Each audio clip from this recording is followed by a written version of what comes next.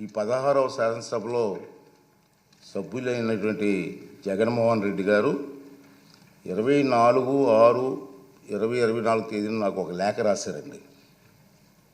ఆ లేఖలో అంతా చూస్తే అభియోగాలు, ప్రలాపనలు, బెదిరింపులమయం, అంతకంటే ఏమీ లేదు.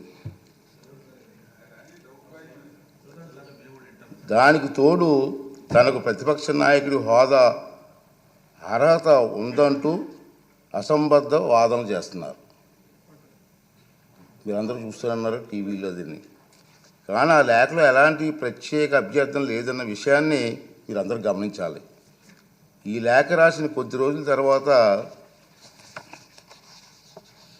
జగన్మోహన్ రెడ్డి గారు ఆంధ్రప్రదేశ్ హైకోర్టుని ఆశ్రయించారు. హైకోర్టు కూడా వెళ్ళారు.